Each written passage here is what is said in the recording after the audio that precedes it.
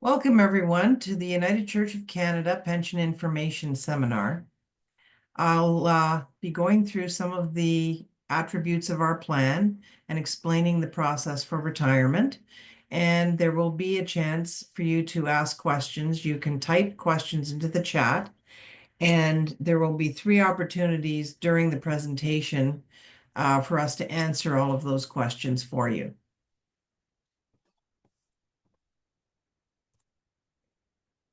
So first of all, we'd like to explain that there are 2 main types of pension plans in Canada and indeed in the world.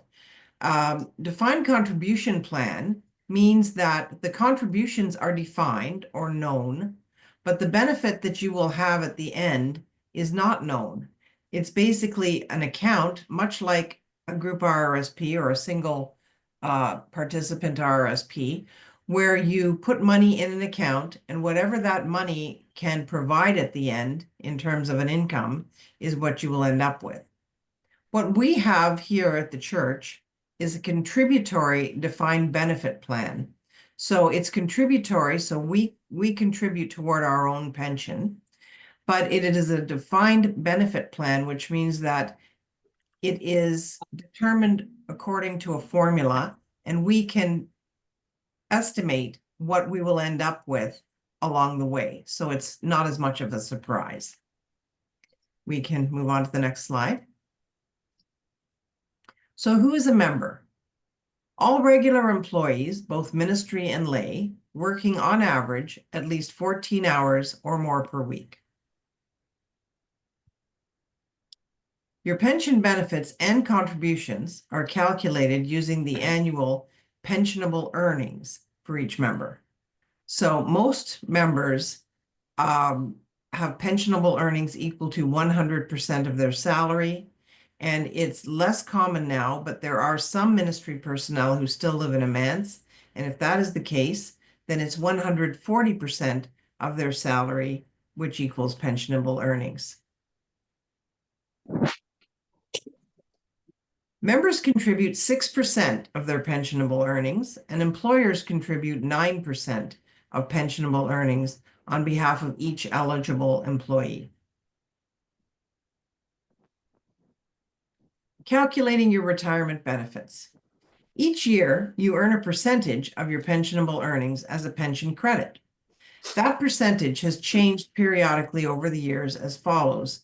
From 2013 to 2019, it was 1.4%. In 2020, it was 1.85%. In 2021, it was another temporary increase of 1.625%. And in 2022, 2023, and 2024, we were fortunate to have another temporary increase to 1.85%. The base rate is 1.4%, and that's what it will be in 2025 onward, unless the pension board considers an increase and finds that it might be prudent to allow that again in 2025.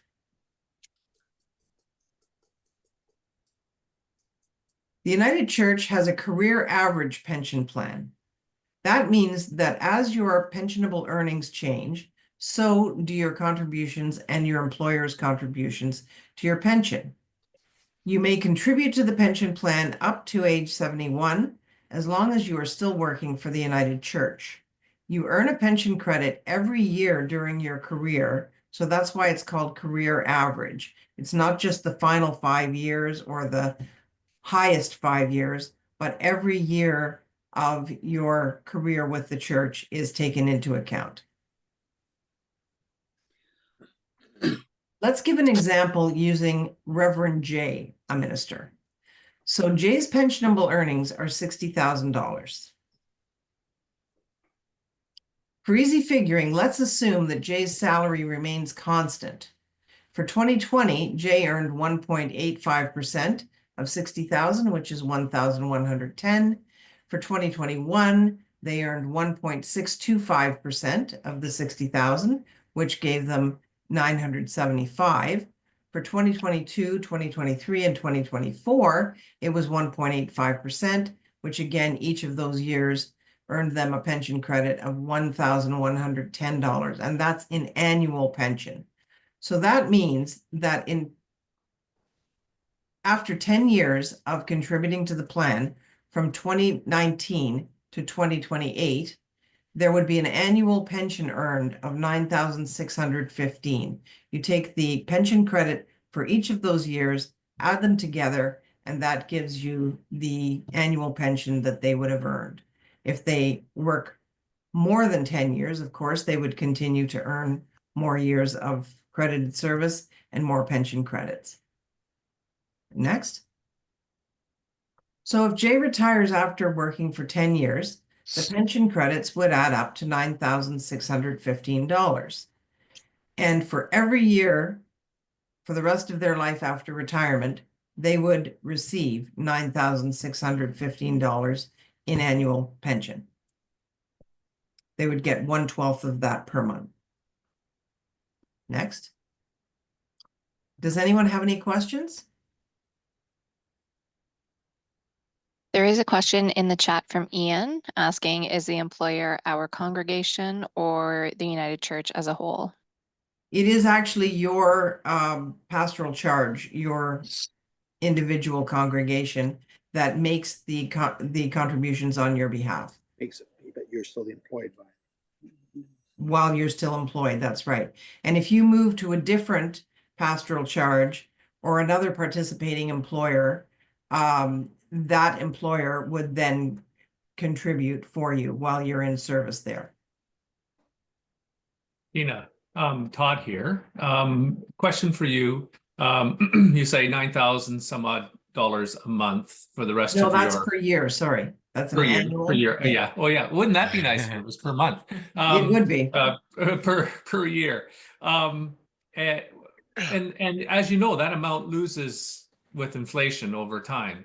Does our pension do any adjustments for inflation? We don't have any built-in or automatic increases. It's not an indexed pension, because in order to keep the plan sustainable over the long term, if you had an indexed pension, that would open it up to more risk of sustainability for the future. However, in the last 5 years, there has been an increase because in each of those 5 years, because the pension board looks at the quarterly tests of the plan's funded ratio, and they look at various factors in addition to that, and each year they decide whether it would be prudent to give an ad hoc increase to the pensioners. So they have been able to, but it is not guaranteed for 2025, for example, because depending on what happens between now and the end of the year, the pension board needs to take all of those things into consideration. Thank you, Sheena. There's a couple of other questions. And it is based on gross salary. Net salary is after employment insurance and OAS and CPP are taken off. So that is not what's used for your pensionable earnings.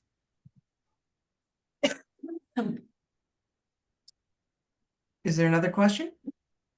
Yes. If you have a break in service, can you still wait until 71 to take your pension?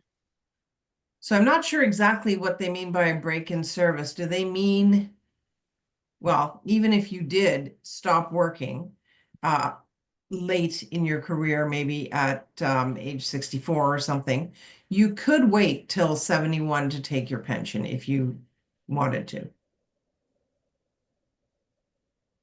If you could afford to, also.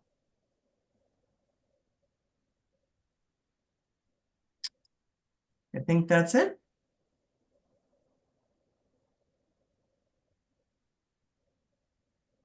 Okay, so when you leave the employment of the United Church, some things to think about.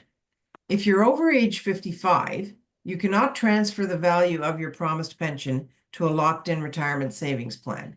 You must leave the money in the pension plan and you become a deferred member. If you're under age 55 when you terminate service, you can leave your money in the plan, or you can transfer it out to a locked-in retirement savings plan, or to the pension plan of a new employer if they accept transfers. You may elect to retire early before age 65. Your benefit would be lower than the estimate that is shown on your annual pension statement to take into account the extra payments which would be made before the age of 65.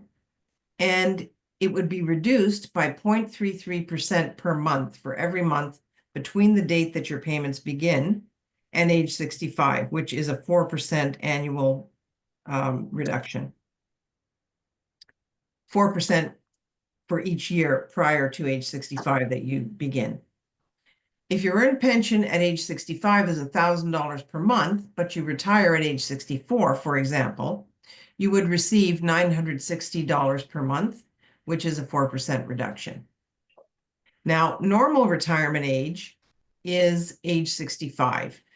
We call it normal retirement age, meaning that is the age that is used in calculating your basic pension.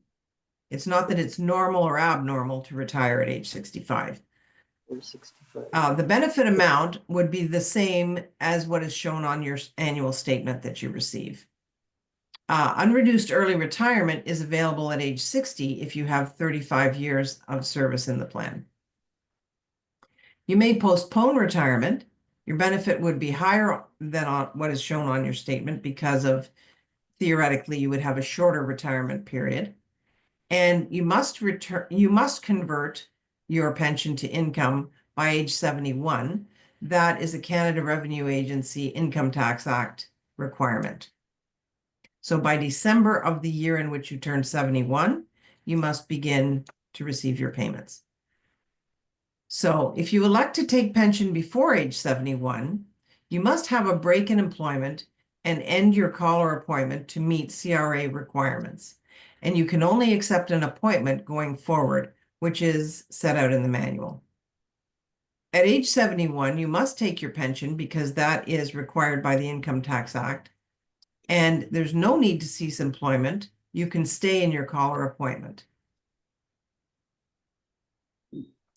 Things to consider at retirement. Your pension is part of what we call the three-legged stool. So your personal savings, RRSPs and other savings that you may have, your United Church pension, and government pensions all work together to provide you with a retirement income.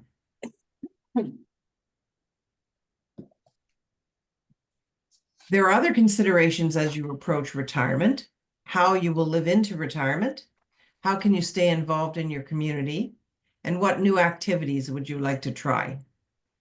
The Office of Vocation offers a course for ministry personnel who are approaching retirement entitled Boundaries Refresher, Retiring with Grace.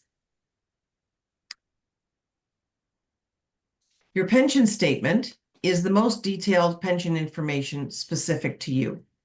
To make changes to your personal information or to ask questions about your specific pension and benefits, contact the Benefits Center at this number or at these email addresses.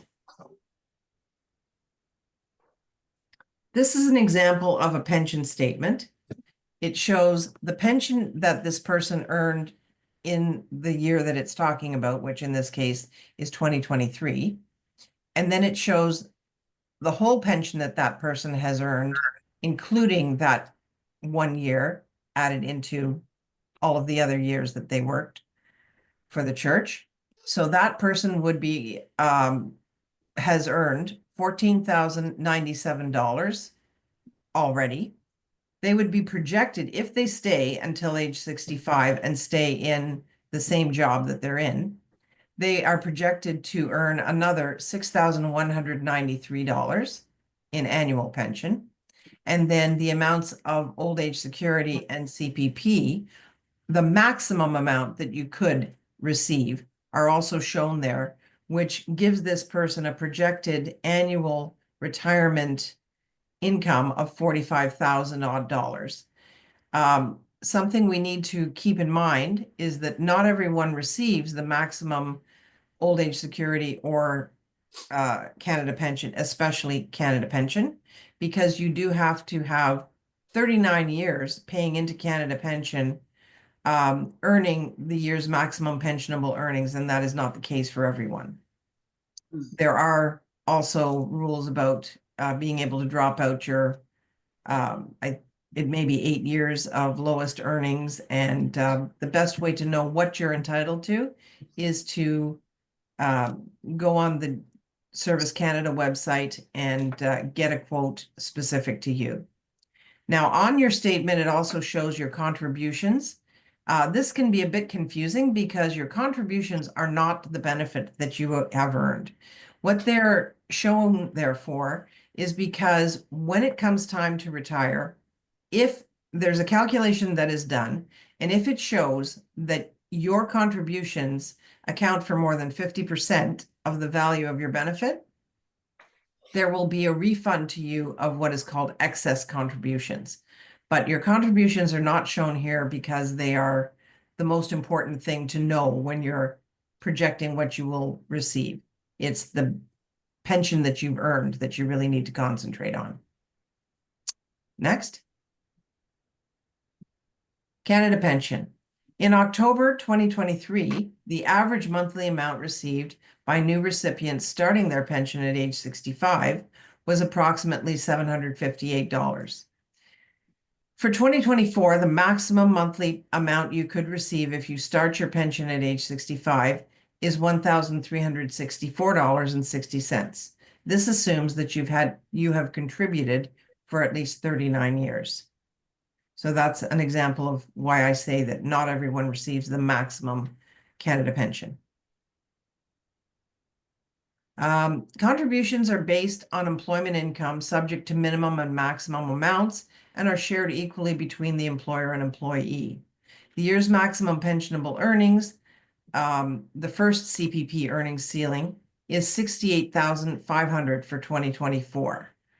The year's additional maximum pensionable earnings, because there has now been an enhancement to CPP, the second earnings ceiling will be $73,200 for 2024. I won't get into that in any more detail because it's a government plan and it is not really part of our plan. It's just for information. So under the plan, there's a normal form of pension for single members and for members who have a spouse at retirement. So if you have a spouse at retirement, the normal form, which is the form that would give you the same amount that's shown on your pension statement without adjustment, is a joint and 2/3 survivor with a 5-year guarantee. That means it's, as I said, equal to the amount that's shown on your statement. And after the 5-year guarantee period, if you were to die after that period of time, your spouse would get 2/3 of the amount that you were initially getting. If you don't have a spouse, there's only one form that is available, and that's a single life annuity with a 15-year guarantee. It's also the same amount that you would have seen on your pension statement. The 15-year guarantee means that if you die within that period of 15 years, the remaining payments, if say, for example, you've received 10 years worth of payments, 5 years worth of payments would then be paid to your estate or beneficiary, just to make sure that you get value from the plan, even if you were to die prematurely.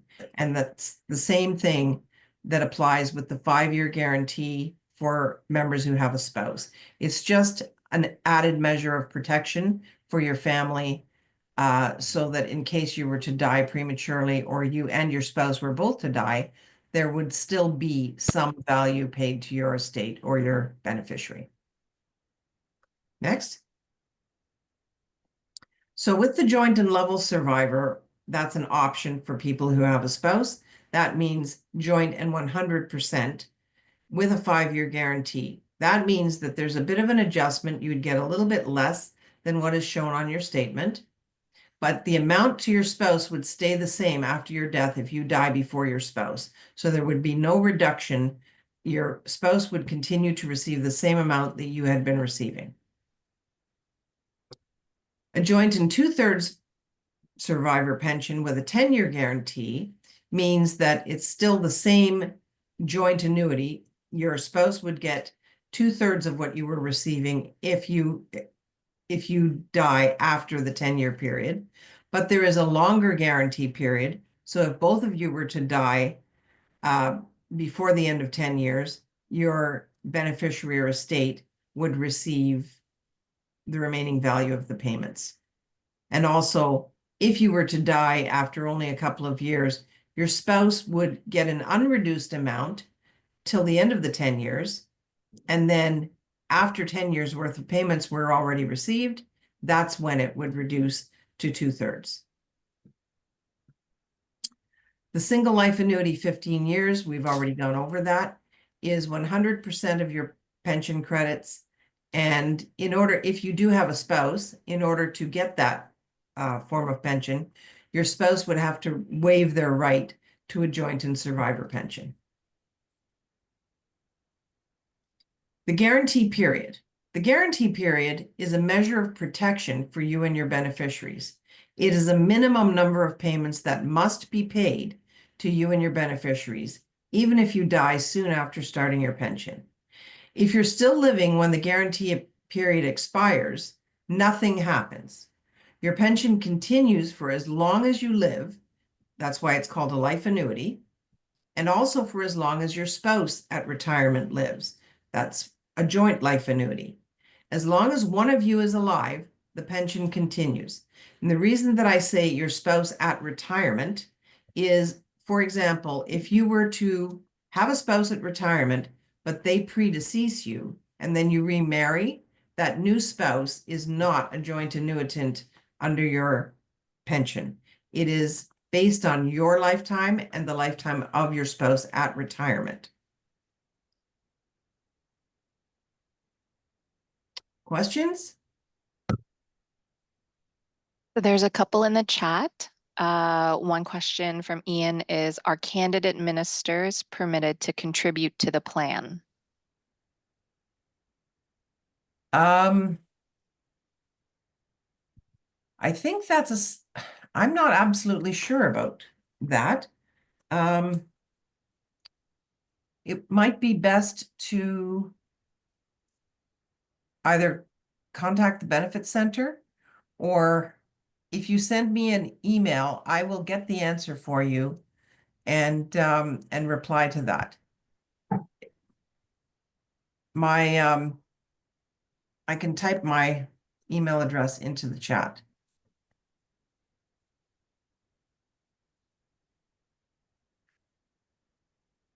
And there's another question about, what if you're an office manager and not a minister? And I believe that was in regards to the course that was offered to ministry personnel. Are we talking about the boundaries course? I'm not sure which course we're asking about.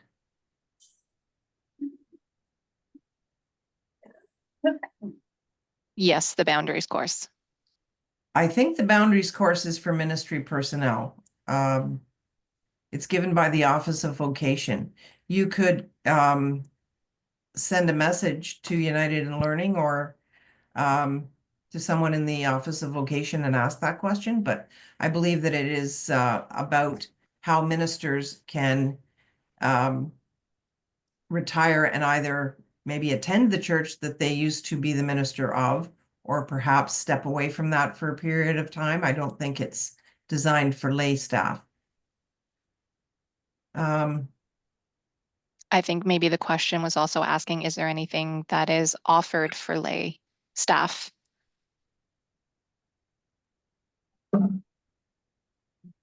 There are resources through the EAP to plan your activities in retirement.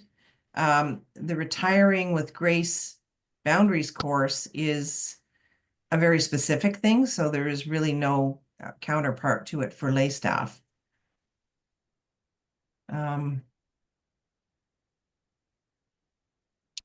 Okay, so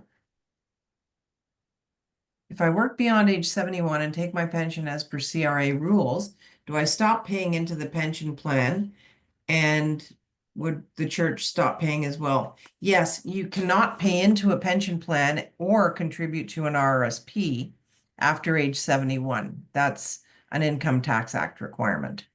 So no new contributions can be made by you or on your behalf to the pension plan once you're age 70, once you hit December of the year in which you have turned 71.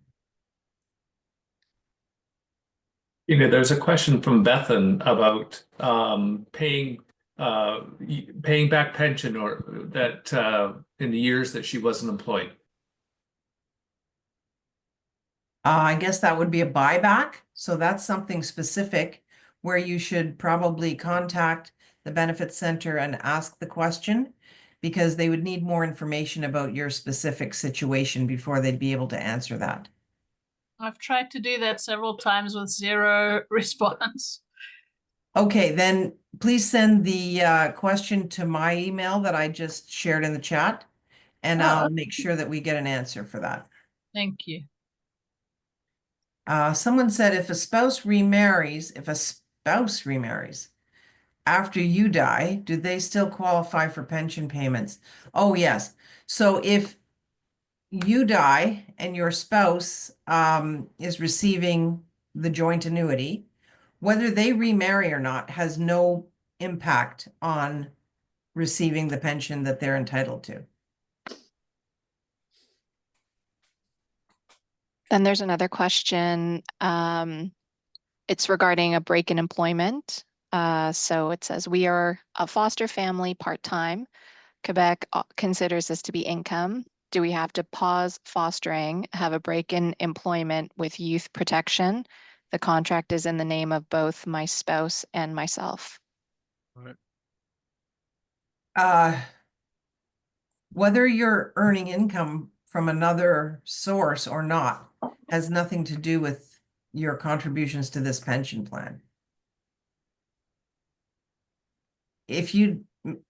That might be worth, if you need more information, that might be worth contacting me directly as well. It's something that seems like it would be better to take offline.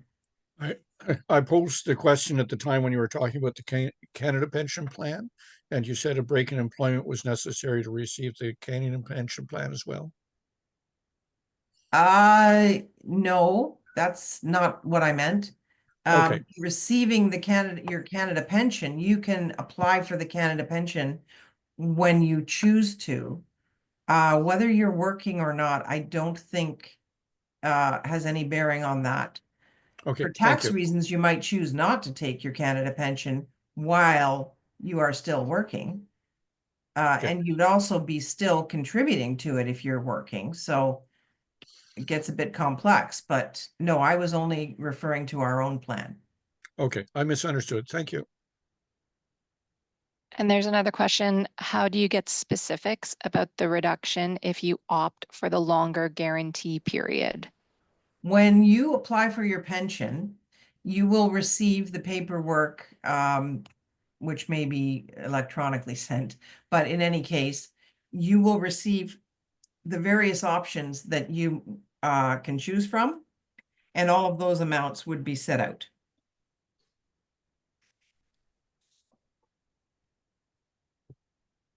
So I think we're okay now and we can continue.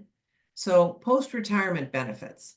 Members of the United Church Pension Plan have a flat amount of life insurance of $3,000 just by virtue of being a United Church pensioner. And they have access to the pensioner health and dental plan. Premiums are deducted from your monthly benefit. So the premiums for the health and dental plan are deducted from the pension that is payable to you. That's why in order to qualify for the health and dental plan, you have to have payments that are large enough to cover that premium, at least at the outset. You may participate in the group benefits for pensioners plan once your pension payments commence if you terminate service with the United Church of Canada at or after age 55, and you receive an immediate or deferred annual pension from the church that is greater than 5% of the Government of Canada's yearly maximum pensionable earnings. That is in order to ensure that it would be enough to cover your premiums. And you must have had group insurance coverage at the time of termination. Participation is completely optional. So when it is time to make that choice, there are three options for pensioner health and dental. You can participate, which is an irrevocable decision. So if you choose to participate, you can't later opt out. You can decline, which again is another irrevocable decision, or you can waive. And if you have coverage under another employer's plan, perhaps via your spouse, you can participate in the United Church's the United Church's health and dental plan in the future if you lose that other coverage. To make the health and dental plan more affordable, vision care is not covered. There's no semi-private hospital coverage. And only travel in Canada is covered. Out-of-province fees are often not covered by provincial plans. Reimbursement levels, maximum annual lifetime maximums can change. So it's best to check on this by calling Green Shield or looking at your benefits for pensioners summary of coverage. If you die before retirement, your eligible spouse may choose to take a monthly pension or transfer the lump sum amount to a registered retirement vehicle. Transferring the lump sum out equals the end of membership in the plan, therefore no access to pensioner health and dental coverage. If you die after retirement, your spouse's benefits are based on the pension option you chose, and your spouse may continue with the health and dental coverage if they desire that.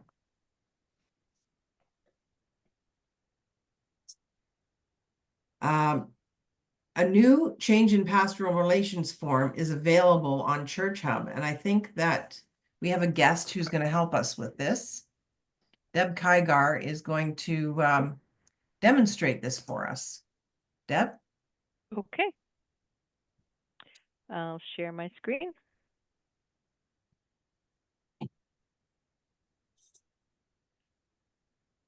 And so I'm just going to take you folks to Church Hub.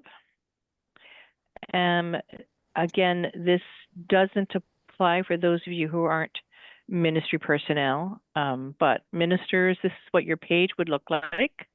And there is a tile on Church Hub, which is replacing what has been known for years as the PR 443 form. This again is a paperless way to be doing this work. And this is how you provide a notice of change in pastoral relations or a request to begin your pension. So the form gives the information here on the form is straight out of the policies around change in pastoral relations or beginning pension. So that's what this is referring to here. This is that you have to let these various bodies know if you are choosing to request a change in pastoral relations or to begin your pension. You wouldn't need to request, you would need to send a letter to your governing body if you aren't serving a church when you want to begin your pension. The policy in the manual says 90 days of notice for a change of pastoral relationship. So that is important that you do this form before that. If you're retiring, it's 120 days notice to make sure that your pension can begin on time. And this form notifies the benefit center. This form is automatically sent to the Office of Vocation. The benefit center is informed, and so that you're providing the information to the Office of Vocation, but you're still required to write that letter to your community of faith about the end of your pastoral relationship, as well as a letter to the regional council, usually to your pastoral relations minister. So that's all the information you need to know that the policy suggests needs to happen. So you will need to know all these fields are pretty well required name, your pension number. That's the same. That's the, I think it's about a 5 or 6 digit number, maybe 6-digit number, which is your benefits number. It's one and the same, our employee number and a pension number. If you don't know that, you can see it's not a required field. So it would get entered by the pensions department if you didn't have it there. Your email address, you need to know what regional council you're in. So this question here, you're entering the date that you are requesting the change of spousal relationships, the end of the relationship, or the beginning of the pension. So you're choosing to end that relationship because you're retiring. So this would be the date. And then we ask if you could say, you know, what is the reason? Is it a new caller appointment? Is it that you're going to collect pension? You're ready to start, sorry, you want to begin your pension before age 71. So if you choose this option, you'll see that question number 7 pops up, and it again is reflecting the employment policy pieces that you need to be aware of, so that there will be a period of 13 continuous weeks between the pension date and entering into another appointment, that there will be no discussion of any return to work until after your retirement date, and that this is talking about in the current spousal relationship, and that if you do return, it would only be on terms and conditions that are substantially different from the position that the work you were doing beforehand. That's if you if you request pension to begin before age 71. If this is your mandated requirement by CRA to take your pension at age 71, then question 7 is asking simply what day do you want your pensions to begin, your pension to start. It's important that you answer this question and remember that you should be doing this at least 120 days prior to that date, so that the pension unit has time to provide you with the pension package so that you can answer the questions that need to be answered and so on.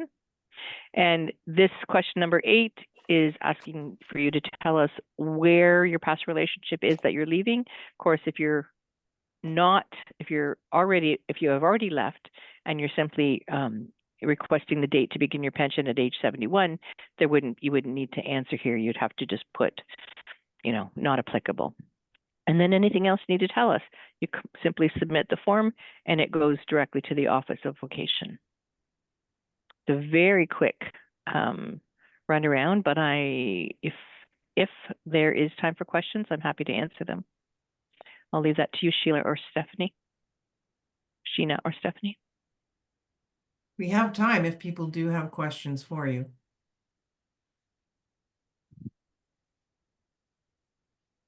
I don't see anything. So after we fill in the form, then we'll be asked which options we want to take. When you complete the form, it gets automatically submitted to the Office of Vocation, shares that information with pensions, and then I think in the text of the form it says pensions will send you your options within 60 days of the date that you have requested your pension to begin. So those Thank you. options will come from pensions, not from the Office of Vocation. And you don't have to ask for certain options. They will give you all the options that you're entitled to, and you can then look at them all.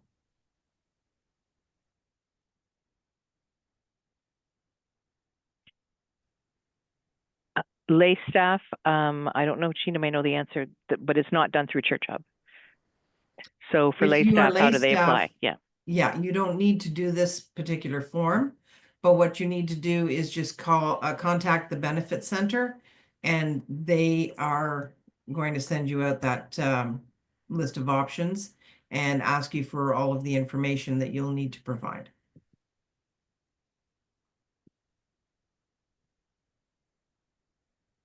Okay, thanks, Deb. I think we're all set.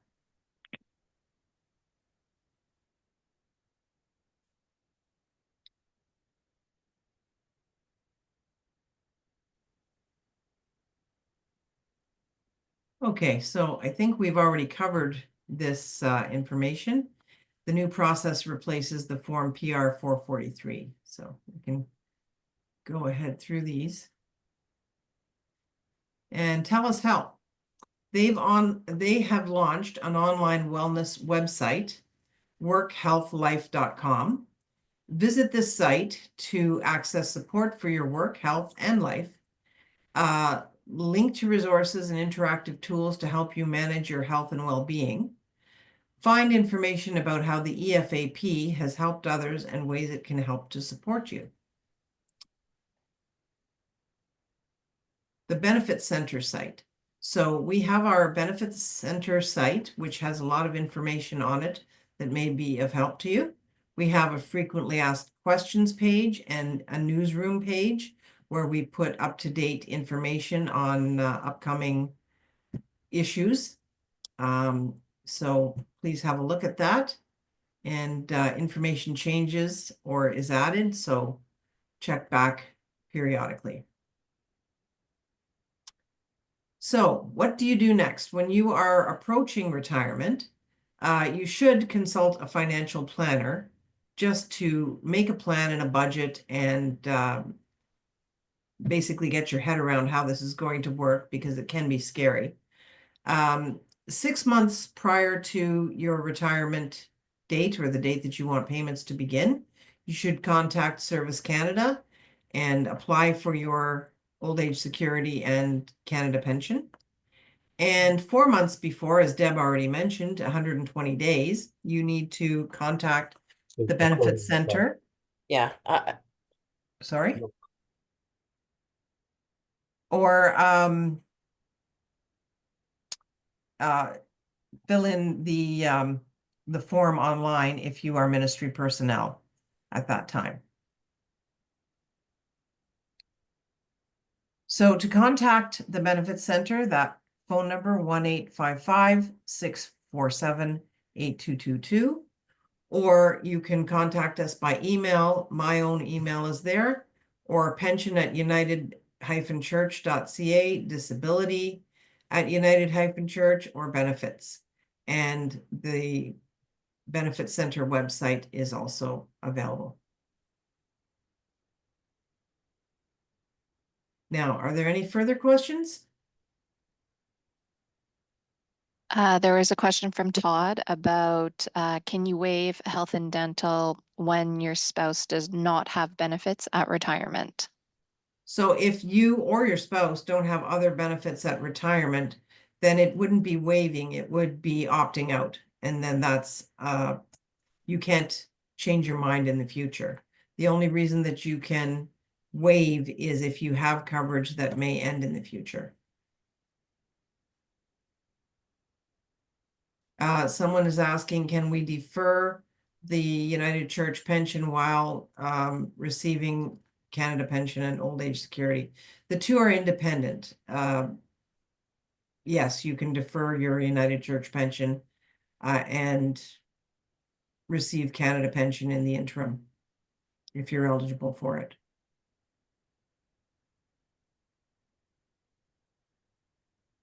I think you may have already answered this question, so I apologize in advance if I'm asking something you said. But if you were to retire, start getting your benefits, etc., and then someone invited you to come and work doing some supply or something, how does that work? That has nothing, that doesn't affect your pension. If you want to become a re-engaged pensioner, go back to work for a different pastoral charge, or even for some other company that has nothing to do with the United Church, that has nothing to do with your pension that you're receiving, and you just continue to receive it. There is the issue of, we can't have people leaving on a Friday and starting on a Monday in basically the same job at the same place, because a pension plan is not considered the same as an RRSP. You can't just put in money, take money out. It's designed for retirement. So that's why there needs to be a break in service if you are under 71 and you leave. You're choosing to take your pension, and then if you wanted to go back and work again, you shouldn't even be making choices or having talks about what kind of job you would come back to prior to the time that you leave, because that's really frustrating the spirit of the rule if you do that in advance. But going back to work somewhere else after the fact or somewhere completely independent has no effect. Is there somewhere that we can find out how we are enrolled in the pension plan? How you sign up when you are first hired I'm not sure what that means. Or that's Shauna is asking that question. If you want to just maybe clarify what you meant. Yeah, I'm just looking at if relatively new, but when I originally started with the UCC, I can't remember how it all worked. So if there's somewhere that I can look to see how this all lays out, it would be lovely. Well, on the Benefit Center site, those questions are answered. So basically, it's like the plan summary that we used to have on paper. All of that information is on the Benefit Center site. So when you were first hired, if you were ministry personnel, once you are a minister, not a student, there's no waiting period. You become eligible as long as you are working 14 or more hours per Yeah, week. so I'm a lay employee. Okay, so if you're a lay employee, there may have been a 3-month waiting period. That's the default, but some employers don't apply that. And after that time, if you were working 14 or more hours per week, then you should have been enrolled. Thank you.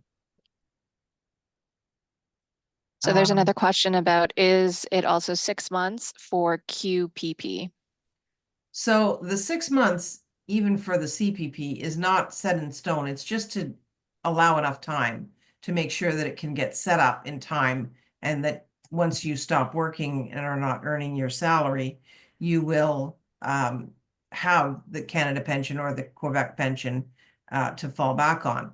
I don't believe there should be any difference in the timing for QPP, but again, those are government plans and they're not part of our pension plan, so I can't swear what their requirements are, but it's good to give enough time to make sure that everything's in place before you need it.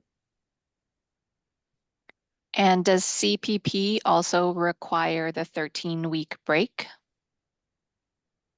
No, CPP is a different situation. You can get CPP when you are eligible for it, and you can continue working if you want to. It does get complicated if you're still contributing to CPP and receiving it. It's too complicated to be worth it, in my opinion, but that's that's a personal opinion. Yes, you need to go on the Service Canada site in order to get all the rules for CPP. I think that's it. Let's just see if there's anything else. Yeah, someone's just asking if you could clarify the role and information associated with each of the emails that are posted, so the right questions go to the right place. So pension, disability, or benefits. Well, disability is about disability questions, so that's kind of different from much of what we've been talking about here. Most of the questions that are related to, starting your pension or earning your pension should go to the pension address. And benefits, that would be the only parts of this presentation that would probably fall under that bucket are your post-retirement pensioner health and dental. But if you sent it to the wrong one, they would pass it on to the correct person. You don't need to worry too much. I'm just wondering if this these PowerPoint slides might be available for us to share with our partners. Well, there's a recording of this Right. that you could view with your partner. Ah, good. Okay. Yeah, Right. and then you could talk it over. And then if you or they have any questions, you can contact me. I'm always happy to chat. Great. Thank you so much.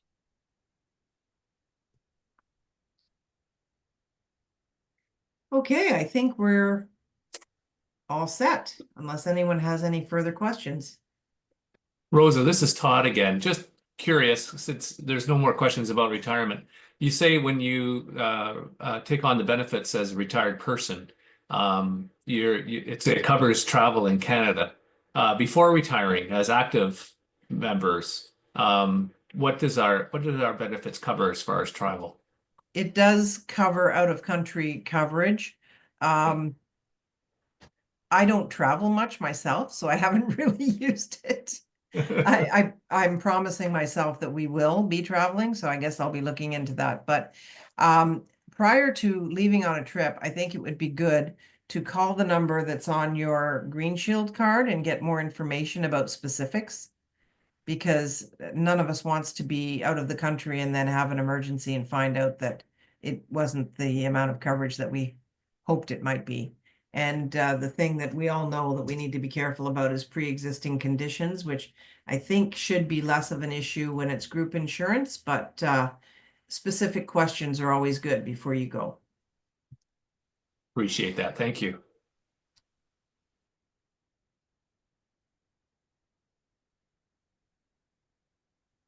Okay, I think we're all set, and send us any questions if you need more information, and I hope you found this useful.